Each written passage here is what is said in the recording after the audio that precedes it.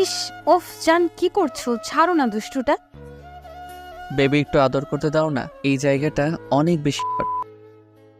হ্যাঁ, আমার কাছে আসলেই তোমার হট লাগে, সেক্স লাগে, তাই না? না সোনা, তোমার এই জায়গাটা সত্যি অনেক hot। একটু আদর করতে দাও প্লিজ, আমাকে ডিস্টার্ব করো না জান। নিজেই তো সবটা করে যাচ্ছ, আমি কি তোমাকে বাধা দিচ্ছি? কিন্তু এমন করে তুমি ওইখানে বাইটগুলো দিচ্ছ, যার জন্য আমি পাগল হয়ে যাচ্ছি। প্লিজ এমনটা করো না সোনা বর। তাহলে কেমনটা করব? জান, তোমার এখানে আদর দিতে আমার ভালোই লাগে। তুমি জানো আমার এই জায়গাটা কত পছন্দ। প্লিজ আমাকে আটকে দিও না, আজকে মন ভরে আদর করতে দাও না বউ। ওইটা তুমি প্রতিদিনই বলো, যখনই তুমি আমার কাছে আসো তখনই এই জায়গায় এত বেশি ঠোঁটে স্পর্শ দাও, যার জন্য আমি শিউরে উঠি। আর মাঝে মাঝে কামড় দিয়ে ফেলো। দেখো কতগুলো দাগ বসিয়ে দিয়েছো, তোমার কামড়ের দাগগুলো এখন ওইখানে স্পষ্ট বোঝা যাচ্ছে। কি করব জান, তোমার এই জিনিসটা দেখলে আমি নিজেকে আটকে রাখতে পারি না, তো ওই জন্য ভুল করে কামড় দিয়ে ফেলি। প্লিজ তুমি আমার উপর রাগ করে থেকো না, আর আটকে দিও না জান। একটু আদর করতে দাও, দেখো তোমার আরাম লাগবে শোনাবো। হ্যাঁ, আমার তো আরাম লাগে, ওই জন্যই তোমাকে সরিয়ে দিতে পারি না। কিন্তু এত বেশি আরাম লাগে মাঝে মাঝে তোমার কামড়গুলো, যার জন্য চিৎকার করে ফেলি, কেঁদে ফেলি। সেটা তুমি বোঝো, এমনটা করো। আর তুমি আমাকে এমন করে কষ্ট দাও, তোমার কি একটু খারাপ লাগে না বেবি? কি করব বলো জান, তোমাকে কাছে পেলে তো আমার মাথা ঠিক থাকে না, প্রচণ্ড পরিমাণে আদরের নেশা চেপে যায়। তাহলে কি করে তোমাকে দূরে সরিয়ে দেব বলো? এই দুষ্টু, তুমি আমাকে তুমি করে বলছো কেন? আমি না তোমার সিনিয়র? তাছাড়া তোমার ম্যাডাম, ম্যাডাম কি কেউ তুমি করে বলে? ফাজিল পোলা, একদম এগুলা বলবা না, তাহলে কিন্তু বকা দিব। এখন যতই নাটক করো আমাকে দূরে সরাতে পারবে না। তুমি খুব ভালো করেই জানো আমার মাথায় এখন তোমাকে আদর করার নেশা চেপেছে। তাই যতই ফন্দি করো আমাকে দূরে সরানোর জন্য, তাতে কোনো কাজেই হবে না। আমাকে এখন আদর করতে দিতেই হবে। এখন না সোনা, এমনিতেই অনেক আদর করে ফেলেছ। আর এখন যদি আদর করতে দেই, দিনের বেলাতে তুমি এত বেশি আদর করবে যার জন্য আমি কান্না করে ফেলবো। তার উপর যদি এখানে ভুলেও কিস করার সময় কামড় দিয়ে ফেলো না, তখন কিন্তু অনেক বেশি ব্যথা লাগে। প্লিজ সোনা, এরকম করো না। বরের জন্য এইটুকু করতে পারবে না? নাকি তুমি আমাকে ভালোবাসো না জান? আমি তো জানি তুমি আমাকে কতটা কাছে পেতে চাও। তাহলে কেন এরকম করে দূরে সরিয়ে দাও? তাছাড়া বরের জন্য তো একটু কান্না করতেই পারো, তাই না? অনেক কান্না করেছি তোমার জন্য, আর পারবো না। এখন কাছে পেয়েছি, এখন শুধু ভালোবাসাটা পেতে চাই। তোমার থেকে আমি ওই সুখটা চাই, যে সুখটা তোমার থেকে প্রতিনিয়ত আমি পেতে চাই।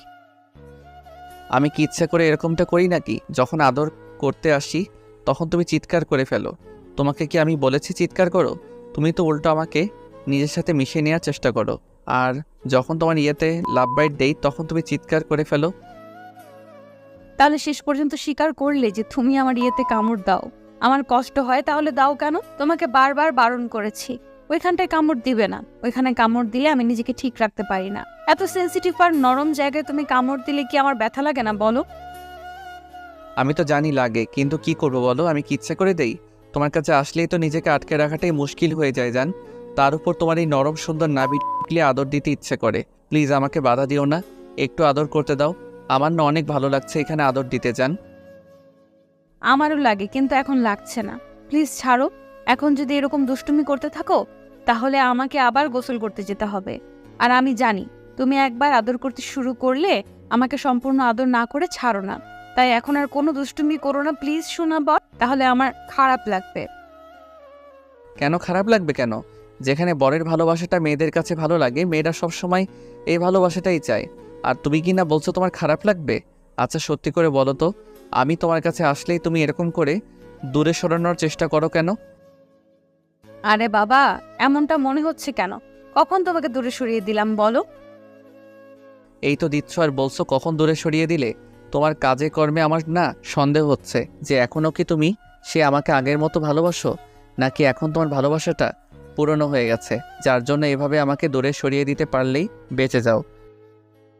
আমাকে একটু বলবে, আমি কি খুব বেশি অন্যায় করেছি, নাকি তোমার কাছে আসলে তোমার খুব বেশি অস্বস্তি ফিল হয়, অন্য কাউকে লাইফে পেতে চাও, অন্য কারো মায়া জড়িয়ে গেছো বলো আমাকে? জিশানের কথাতে লিসা কিছুক্ষণ ওর মুখের দিকে ফ্যালফ্যাল করে তাকিয়ে রইল। ওর চোখে পানি টলমল করছে। জিশানের নাভি থেকে মুখটা তুলে তারপর শার্টের বোতামগুলো লাগিয়ে নিয়ে বলতে আরম্ভ করলো। দেওয়ার মতো উত্তর তোমার কাছে নেই, সেটা আমি খুব ভালো করেই জানি। তাছাড়া তুমিও জানো তুমি আমাকে এখন প্রায়ই এরকম করে ইগনোর করছো। এটা কেন করো সেটা আমাকে বলো। যদি খুব বেশি অন্যায় করে থাকি তার জন্য আমাকে শাস্তি দিও, তারপরও অন্তত এই শাস্তিটা আমাকে দিও না। এগুলো না আমি নিতে পারছি না। আজকে তো আমি ট্রাই করার জন্য অফিসের কাজগুলো ফেলে বাসায় চলে আসছিলাম। দেখতে চাইছিলাম তুমি আমাকে কতটা ইগনোর করতে পারো, আর তুমি সেটাই করে প্রমাণ করে দিলে। তুমি যে প্রায়ই আমাকে ইগনোর করার চেষ্টা করো, বিয়ের 6টা মাস যেতে না যেতেই তোমার ইগনোরটা এত বেশি বেড়ে গেছে, যার জন্য এত খারাপ লাগে, যেটা আমি তোমাকে বলতেই পারি না। ভালোবাসি তোমাকে, অনেক বেশি ভালোবাসি। তুমি কষ্ট পাবে ভেবেই বলি না কখনো এগুলো, তাই কষ্ট দিতে চাই না। কিন্তু কি এমন হয়েছে আমাকে একটু বলবে, যার জন্য এতটা ইগনোর করো? এই বাবু, কি বলছো তুমি? এগুলো আর কখনো বলবে না প্লিজ। তুমি এরকমটা কেন ভাবো? আমি তোমাকে ইগনোর কখন করলাম? তাছাড়া তুমিও খুব ভালো করেই জানো যে আমি তোমাকে কতটা ভালোবাসি। ভালো না বাসলে কি তোমাকে বিয়ে করে নিতাম? তুমি যখন একবার বলেছিলে যে আমাকে বিয়ে করতে পারবে কিনা, তখনই আমি রাজি হয়ে গিয়েছিলাম। এত কিছুর পরেও আমি তোমাকে বিয়ে করে নিয়েছি। সমাজের মানুষ আমাদের সম্পর্কের কথা, পরিবারের কথা, তার উপর আমাদের মাঝে ম্যাডাম আর স্টুডেন্ট সম্পর্কটা ছিল, সেটার কথা উপেক্ষা করেও আমি তোমাকে বিয়ে করেছি।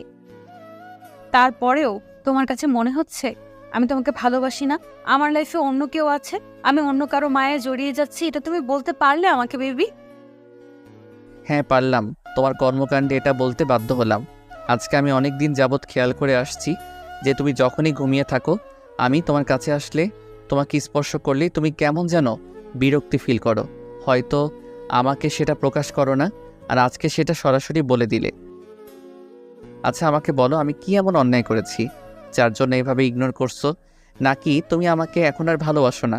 আগের মতো সেই ভালোবাসাটা তুমি আমার মধ্যে খুঁজে পাচ্ছ না? আমার কোনো অন্যায় হয়েছে বলো? আমি তোমার থেকে জুনিয়র বলে তুমি এমন করছো? নাকি অন্য কেউ আমার থেকে বেশি ভালো তোমাকে বেসে ফেলেছে বলো, যে ভালোবাসার জন্য তুমি আমার ভালোবাসাটাকে উপেক্ষা করতে চাইছো? একটাবার আমাকে বলো কি হয়েছে। তুমি যদি আমার থেকে চলে যেতে চাও আমি তোমাকে আটকাবো না, তারপরও শুধু একটাবার বলো।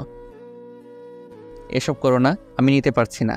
আজকে 15 দিন যাবৎ আমি এগুলো দেখে আসছি। আমি আজকে থাকতে না পেরে এগুলো বলতে বাধ্য হলাম। কি এমন অন্যায় করেছি আমাকে বলো? জিশানের এরকম ধারা কথাতে লিজা কান্না করে দিয়ে তারপর উঠে বসল। তারপর বুকের উপর থেকে শাড়ির আঁচলটা ফেলে দিয়ে জিশান মাথাটা বুকের সাথে খুব শক্ত করে চেপে ধরল আর বলতে লাগলো, এই বাবু প্লিজ এরকম বলো না। তুমি জানো আমি তোমাকে এখনো প্রচন্ড পরিমাণে ভালোবাসি। দেখো, আমি তো তোমাকে বুকের সাথে জড়িয়ে ধরেছি। প্লিজ আর এগুলো বলো না। তুমি এসব বলে আমাকে কষ্ট কেন দিচ্ছ? জানো না আমি যেমন তোমার লাইফে প্রথম ভালোবাসা, তেমনি তুমিও আমার লাইফের প্রথম কোনো পুরুষ, আর দ্বিতীয় কেউ আসার কোনো চান্স নেই। তারপরেও তুমি এইসব কেন বলো? তুমি এগুলো বললে কি আমার খারাপ লাগে না? তুমি জানো আমার কতটা কষ্ট হচ্ছে। প্লিজ এগুলো বলো না। জিশান লিজাকে ছাড়িয়ে নিল, তারপর ওর থেকে দূরে গিয়ে বলতে আরম্ভ করলো, তাহলে আমার কতটা খারাপ লাগে যখন তুমি আমাকে ইগনোর করো, তুমি আমাকে দূরে সরিয়ে দেওয়ার চেষ্টা করো, সেটা তুমি বুঝতে পারো না? আমার বুকের ভেতরটা জ্বলে পুড়ে ছারখার হয়ে যায়। আমি কাউকে বোঝাতে পারি না যে তোমাকে কতটা বেশি ভালোবাসার পরও তোমার কাছ থেকে আমি এভাবে অবহেলিত হচ্ছি। প্রিয় মানুষ সামান্য দেয়া কষ্টটা পাহাড় পরিমাণ কষ্ট বয়ে আনে। আর তুমি কি না আমাকে এভাবে ইগনোর করছো? দিনের পর দিন তুমি যেটা করছো সেটা কি আমার কাছে খুব ভালো লেগেছে বলো? বুঝতে পেরেছি। প্রতিদিন দুপুরে এসব তো তুমি আমাকে স্পর্শ দিতে শুরু করো, ঘুমের ঘোরেই আমাকে আদর দিতে শুরু করো। আর তুমি তো জানো ঘুমের মাঝে এগুলো করলে আমার অস্বস্তি ফিল হয়। তখন হুটহাট করে জেগে গেলেই আমি এসব বলে ফেলি। ওই জন্য তুমি রাগ করেছো তো? আচ্ছা ঠিক আছে, এখন থেকে আর কখনো বলবো না। তুমি আমাকে ভালোবেসে নিজের ভালোবাসায় ভরিয়ে দাও, কিংবা টর্চার করে মেরে ফেলো, তারপরও আমি তোমাকে একটা বারও আটকে দিব না। তুমি যা ইচ্ছা করো। আমার অস্বস্তি ফিল হয় বলেই আমি হুটহাট করে বলে ফেলি। কিন্তু তুমি যে এই সামান্য বিষয়ের জন্য কষ্ট পেয়ে যাবে আমি ভাবতে পারিনি। আমি আর কখনো এগুলো বলবো না। প্লিজ বাবু দূরে যেও না, কাছে আসো আমার। প্লিজ দেখো, এখন আমি তোমাকে আদর করে দিব, তুমি সবটা ভুলে যাবে। আমি সেটা খুব ভালো করে জানি। হ্যাঁ ওইটাই আমার বড় দুর্বলতা, যে তুমি আমাকে একটাবার কাছে টেনে নিয়ে আদর করতে শুরু করলে তখন আমি সব রাগ, অভিমান, দুঃখ, কষ্ট ভুলে যাই। রাগ করে থাকতে পারি না। তোমাকে বোঝানো উচিত যে তুমি আমাকে যতটা ইগনোর করো তার অর্ধেকটা যদি আমি তোমার উপর করি তাহলে তুমি না অনেক বেশি কষ্ট পাবে, যেটা তুমি সহ্য করতে পারবে না। আমি তোমাকে বলে বোঝাতে পারলাম না যে তুমি আমাকে কতটা কষ্ট দিচ্ছ। জিশান লিসাকে ছাড়িয়ে নিল, তারপর ওর থেকে দূরে গিয়ে বলতে আরম্ভ করলো। জিশান বাসা থেকে বেরিয়ে যেতে গেলে লিসা তাড়াহুড়ো করে এসে ওর একটা হাত ধরে হুটহাট করে নিচের দিকে ঘুরিয়ে নিল। তারপর ঝড়ের গতিতে ওদের চার ঠোঁট এক করে দিল। জিশান সেখানেই পাথরের মূর্তির মতো দাঁড়িয়ে গেল। লিসা ফুপিয়ে কান্না করছে, ওর চোখ দিয়ে পানি পড়ছে। তারপরও জিশানের ঠোঁটে পাগলের মতো কিস করে চলেছে।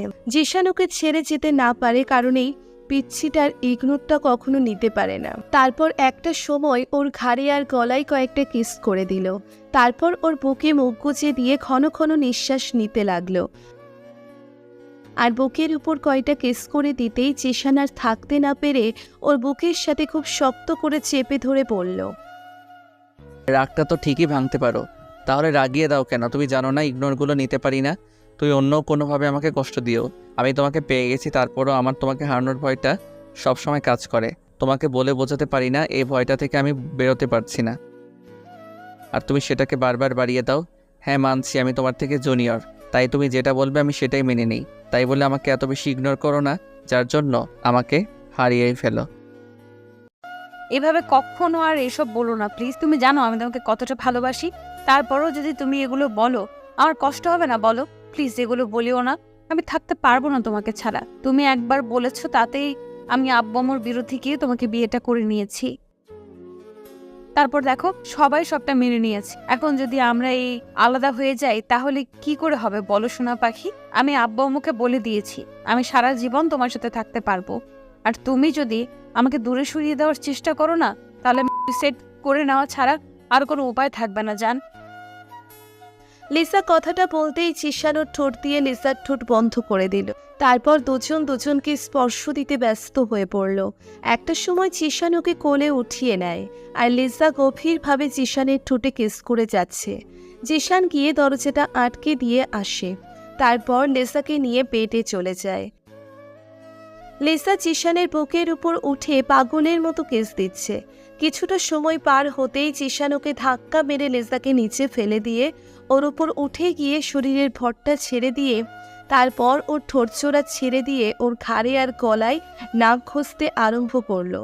লিসা আবেশে চোখজোড়া বন্ধ করে নিল। ও নিঃশ্বাসটা ভারী হয়ে আসছে। জিশান ওর ঘাড়ে কিস করে দিতেই লিসা আর থাকতে না পেরে ওকে আঁকড়ে ধরার চেষ্টা করলো। জিশান ওর বুকের উপর থেকে শাড়ির আঁচলটা ফেলে দিয়ে বুকের উপর কয়েকটা গাঢ়ভাবে কিস করে দেয়, যার জন্য লিসা পুরো উন্মাদ হয়ে যায়। লিসার বুকটা ক্রমশই ওঠানামা করতে শুরু করেছে।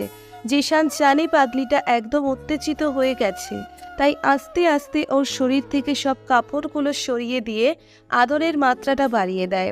জিশান লিসার শরীরের প্রতিটি কোনায় কোনায় ঠোঁটের স্পর্শ দিচ্ছে, আর প্রতিটা স্পর্শে শিউরে উঠছে, আর জিশানকে নিজের সাথে মিশিয়ে নেওয়ার চেষ্টা করছে।